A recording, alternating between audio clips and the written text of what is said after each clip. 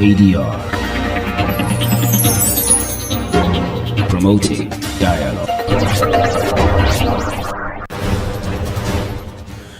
It's midday in Dakar, 1 p.m. in Lagos. Good afternoon, and thank you for staying tuned to West Africa Democracy Radio, broadcasting on 94.9 FM and worldwide on wadr.org. Welcome to Newslink. Here are the top stories.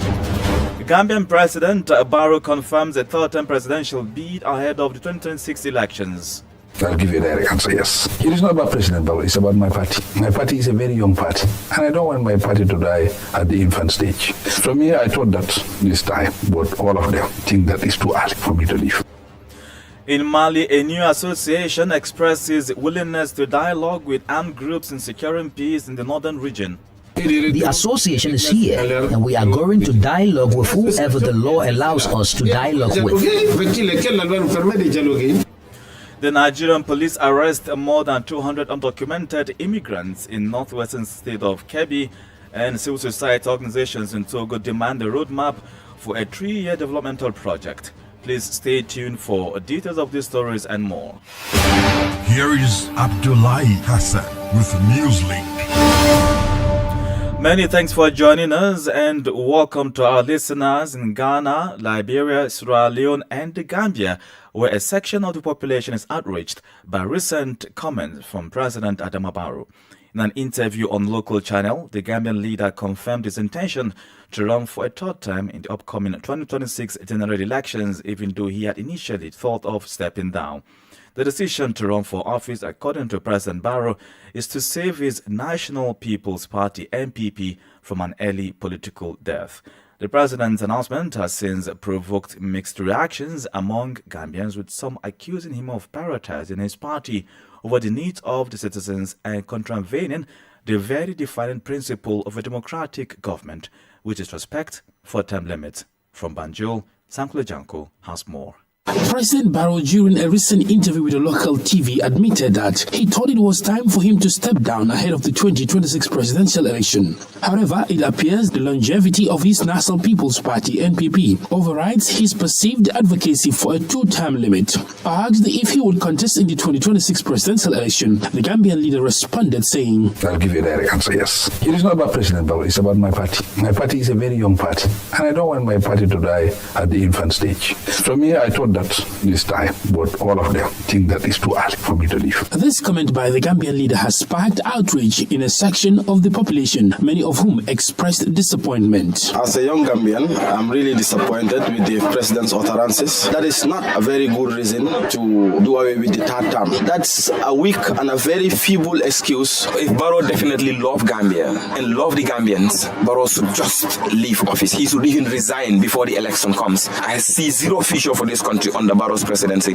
So for crying out loud, I am asking Barrow, can you please step down? Meanwhile, civil society organizations have raised concerns and called on President Adama Barrow to reconsider his decision. One such CSO is Edward Francis Small Center for Rights and Justice, and its head Madi Jabate spoke to WDR. We have issued a statement to ask President Barrow to not seek a third term, not only because he himself had mentioned that no Gambian should be president for more than 10 years, but also because one of the reasons for the creation of the 2016 coalition was to institutionalize presidential term limits for 2 terms in order to end self-perpetuating rule. Political analysts say a third-term bid could tarnish President Barrow's overall democratic legacy, particularly as ECOWAS steps up efforts to promote term limit among its member countries. For some Gambians, President Barrow, who advocates respect for constitutional term limits, is seemingly opposing this cardinal democratic principle. For Newslink West African Democracy Radio, I am Sankule Janko reporting from Banjul.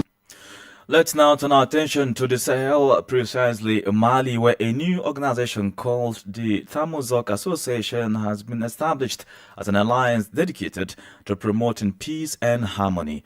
This organization brings together several Tuareg communities, including ministers from the northern region of the country. It aims to support the transitional authorities in strengthening peace in northern Mali, an area currently facing heavy security threats. Additionally, the The Thamotok Association has expressed its willingness to engage in dialogue with armed groups, including the OSIWA Liberation Front, in pursuit of its peace objective. Tisu has more. The Tumuzok Association, which translates to living together in Tamashek, a local language from the north, is primarily composed of Tuaregs, including several ministers and members of the National Transitional Council. The association aims to serve all communities facing insecurity in the northern region of the country. Its goal is to assist the transnational authorities in consolidating peace. Alhamdu Ag Ilen, the Malian Minister of Communication, serves as the president of the association. In this work, we will continue to help the state of Mali to peace and reconciliation, and there is a ministry dedicated to this. The Ministry of Reconciliation, which does its work very well and which has a program of reconciliation, stabilization, the repatriation of refugees, and the return of displaced people to their original place. So, the association is here, and we are going to dialogue with whoever the law allows us to dialogue with. Since the conclusion of the peace agreement stemming from the Algiers process, dialogue has broken down between the Malian authorities and the rebels of the Liberation Front. Therefore, the Tamuzok Association seeks to establish an ideal framework to facilitate the return of FLA members to the dialogue. Musa Ag Ataher is the minister for Malians living abroad.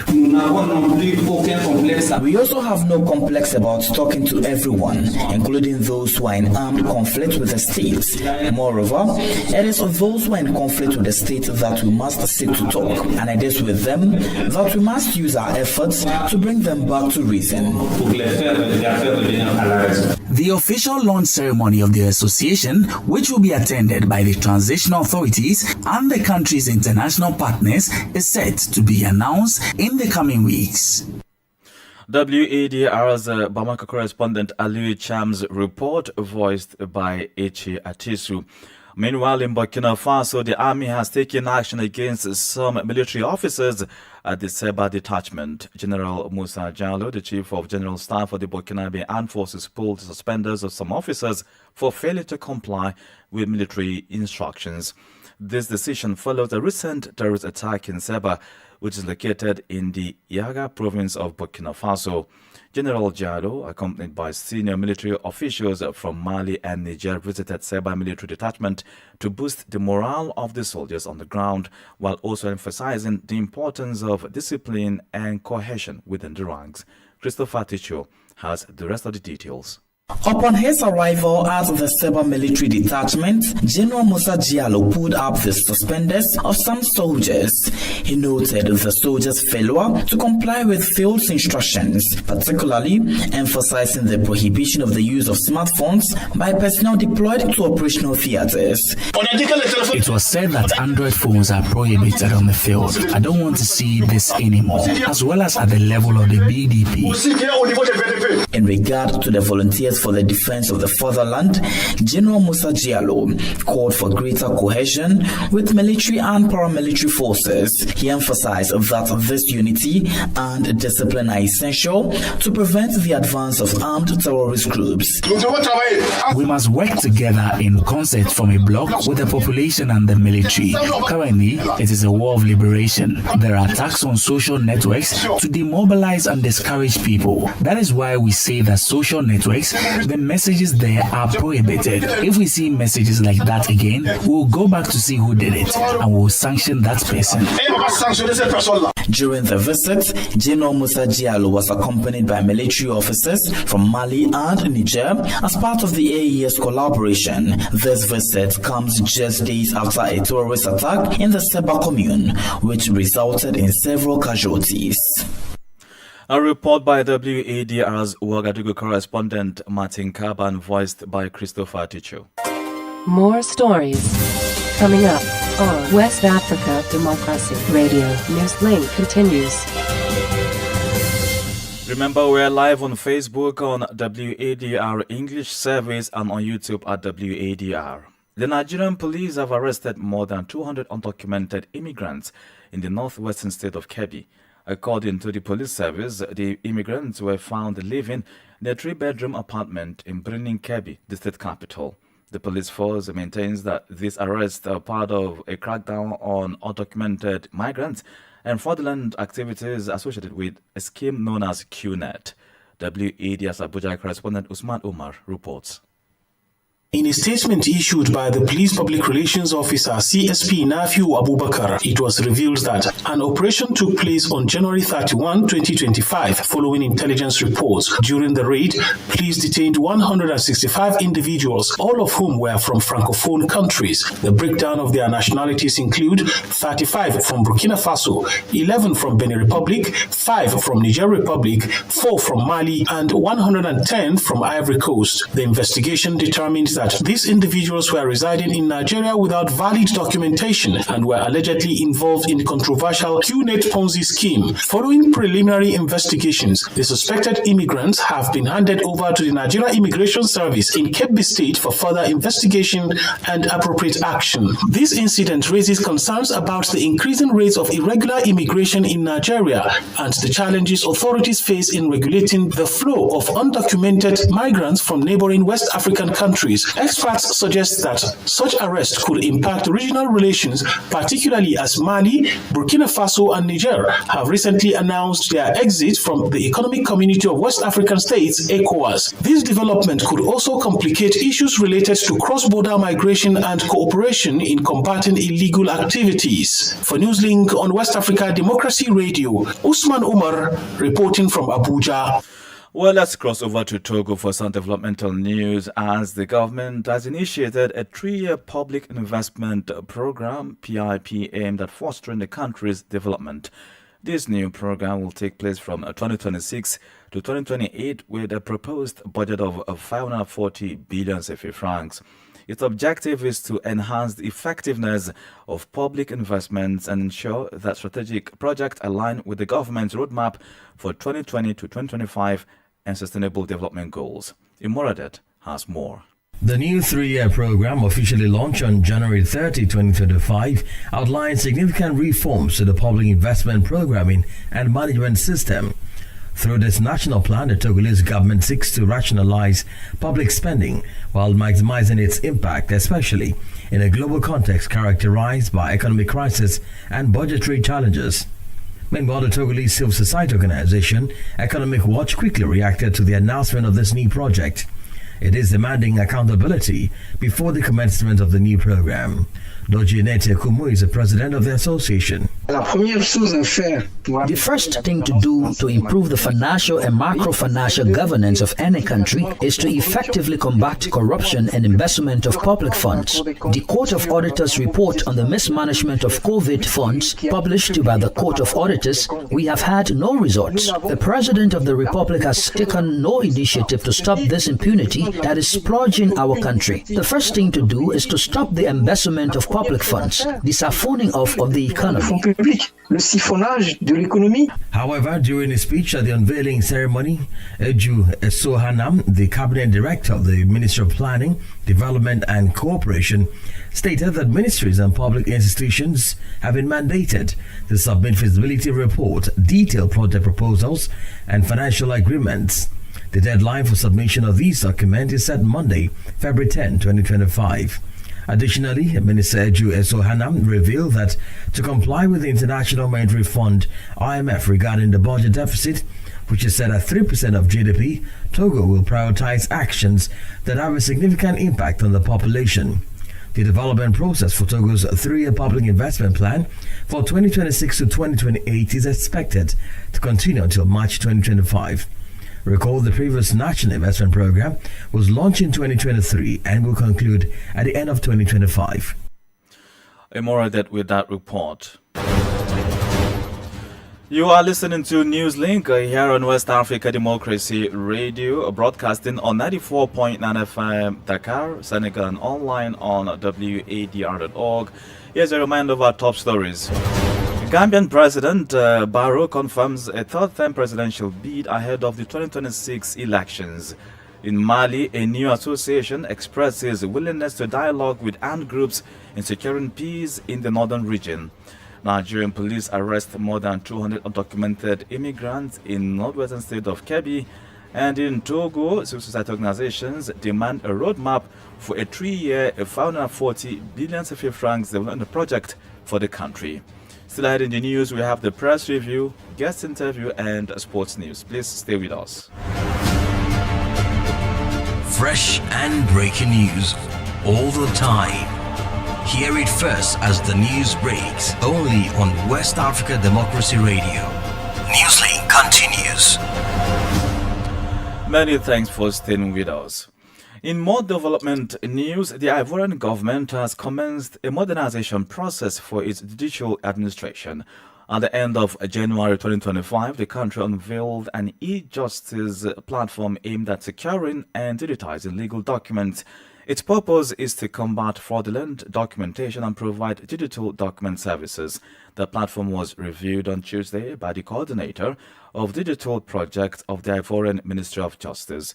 The review process included discussions among experts about the efficient and effective use of platform at the Government Information and Communication Center, CICG. Augustine Coley has the details. The objective of the e-Justice CR platform is to secure and digitize legal documents in order to combat document fraud.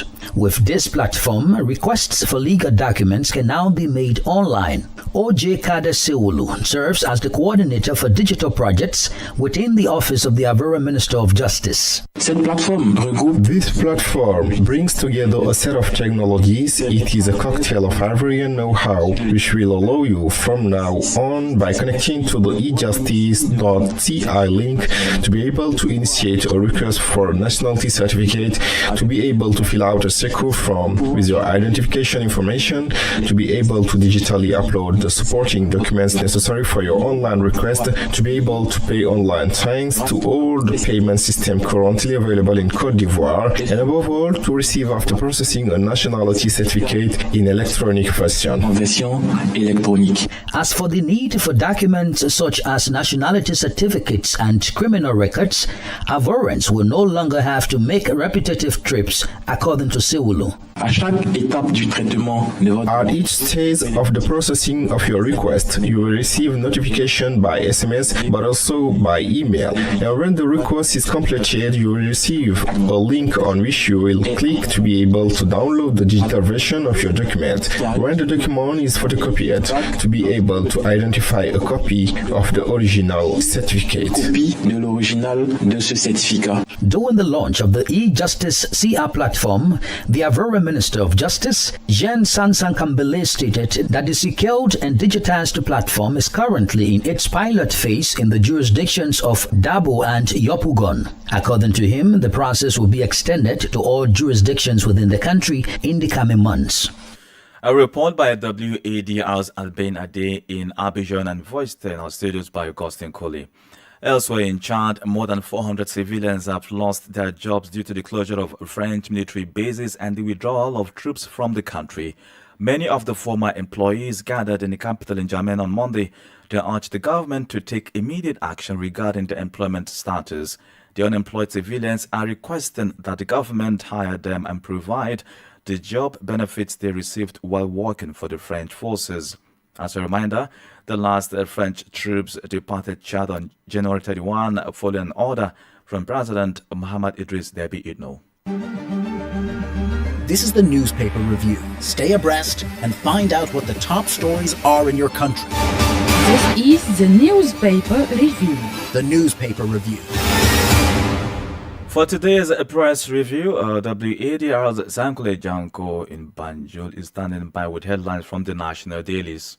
Hello there and welcome to this edition of the paper review coming to you from Banjul, the Gambia. Let's begin with the Standard newspaper. And the lead story on the Standard newspaper today reads, Bureau de Change Walker tells court he spent $1.9 million on gambling bets. That's the lead story on the Standard newspaper for today. State slams new charges on Paulo Jabi. Paulo Jabi is a drug kingpin who is currently undergoing trial after he was caught in possession of cocaine. Contractor admits to paying $100,000 bribe to Kuntauri area council officials. Bibi Dabo's party says Barrow government has failed the Gambians. This other one reads, Dr. Barry testifies in economic crime trial of health officials. Minister says GPPA rules on reliable contractors responsible for inadequate supply of drugs. Activist claims Spain will take only 50 laborers from Gambia for now. Right Center urges Barrow not to seek third term. Now let's move on to the Point newspaper for today, and the lead story on the Point newspaper reads, Barrow inspects NFS PMC as it braces up for local oil production. Information Minister says audit reports are just opinions. That's quite interesting there. UNESCO optimizes advance to curb waste risk in Gambia. Basse town to undergo major facelift. Concerns spark over surge in violent crimes. And this other one reads, state amends charges, slams Pablo with fresh one. Now let's take a look at the final newspaper for today, and that is the Fourier newspaper. And the lead story on the Fourier newspaper reads, at Gambian border, women abandon rice fields amid military presence. Barrow says government committed to producing groundnut oil. GPU, that is the Gambia Press Union, Media Council to develop guide on media monitoring of ethical violations. Borehole driller pays 100,000 bribe to Kuntauri area councils. An audit firm uncovers lack of loan policy for 14 million disbursement. I'm afraid these are the major stories making headlines on Gambian dailies, and it's back to you in the studio. Many thanks, Sankule Janko. Politics, analysis on major news, social matters, and all. This is A Guest. Well, the guest segment this afternoon takes us back to the Gambia, where President Adama Barrow's recent statement about him seeking a third term has sparked a nationwide debate. While Barrow constitutionally can contest in the 2026 elections, many have carried his motive, which is to save his political party, the MPP. Degen Job, Deputy Speaker of the National Youth Parliament of the Gambia, joins us from Banjul with our reactions and expectations. Thank you very much. First, I will start with the English statement that says, if it ain't broken, why fix it? And for me, this gives me a reflection of our political history, because I think as a country for the longest time, when we have political discourse, we don't reflect a lot on our political history and why we are here today.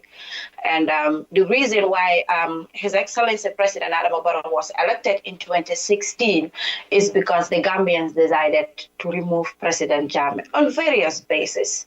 And that has to do with, at the time as a country, we want a change of regime, to have a democratic governance, to have strong and responsible institutions, but also to have a change in morals and values politically as a country, among a lot of other things, but these things most prominently. And when we have a change of government as a country, we come together and say, we are going to reform our institutions and make them stronger and serve purpose. We're going to change our constitution to ensure that we have very democratic laws that ensure as a country we are able to have democratic governance. So for some of the reasons that you said Gambians wanted a change, and which was the reason President Adama Barrow was elected, would you say that he has done well in some of these areas? Not very well, because he's vying for his third term.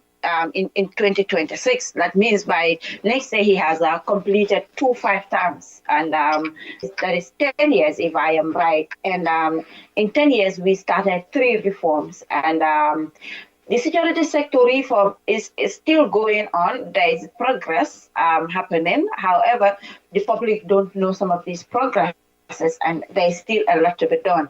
The Truth and Reconciliation Commission, it takes every year for you to have one milestone on the implementation, which is still dragging. It has been 9 years now. And you come to the constitutional reform process.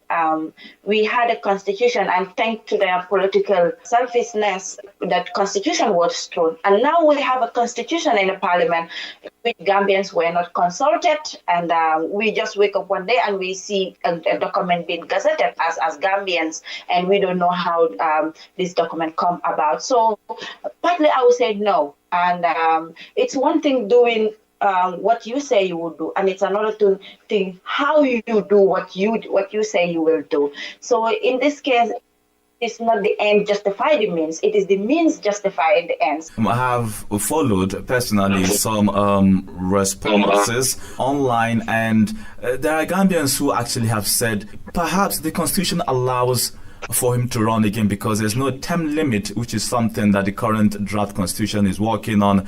But if he had maybe bargained differently, that this would have been understood.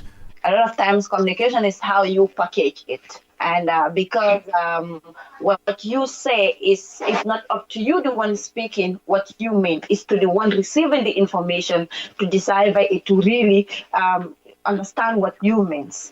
So yes, the constitution gives President Barrow the right to run for a third term, which is okay. And but if you come before the Gambians that wanted a change together with you to tell them, I am running for a third term simply because my party is young and I don't want it to die, Gambians started asking themselves, where are we placed in this equation?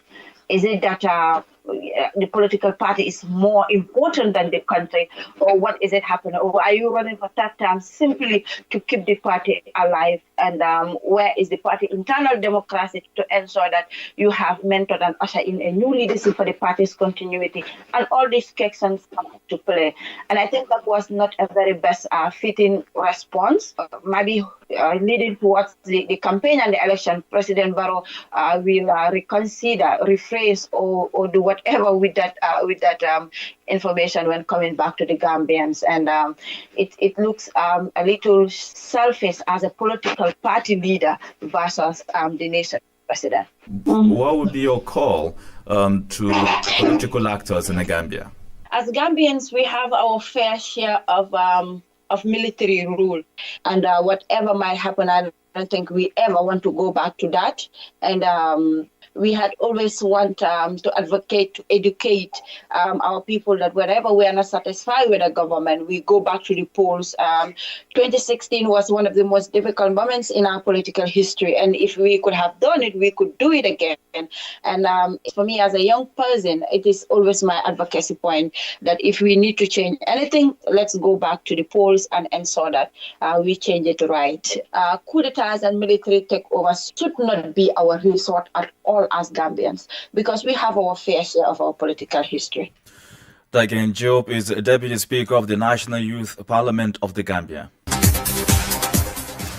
In the world of sports, Nigeria's Super Falcons face a formidable challenge in their quest to reclaim the Women's Africa Cup of Nations title as defending champions. South Africa intensified preparations to retain their crown. While Super Falcons have no matches lined up, Bayana will host 2 friendly games against their COSAFA neighbors, Lesotho, in Johannesburg later this month. The fixed fixture is scheduled for 22 February 2025, with the second encounter set for 25 February. These matches form a part of a 9-day training camp running from 17 to 26 February, overseen by head coach Desiree Ellis. The South African senior women's national team will return to action for the first time in 2025, following their 2 away friendlies against Jamaica in Montego Bay last December. And with that, we've come to the end of this edition of Newslink here on West Africa Democracy Radio, broadcasting from Dakar, Senegal. Thank you for listening, and many thanks to Mustafa Sek and Umu Daniego for the technical assistance. Do interact with us via social media platforms, X, formerly Twitter, Instagram at WADR News, on Facebook, WADR English Service, and live on WADR.org. Coming up at the bottom of the hour is our gender program 50-50 with Nadiri Tete. To be fully at the top of the hour of 1 p.m. with the second edition of our comprehensive news packet in French and Fushifu. I'm Abdullah Hassan. Good afternoon. And many thanks to you for listening to Newslink via Hot 104.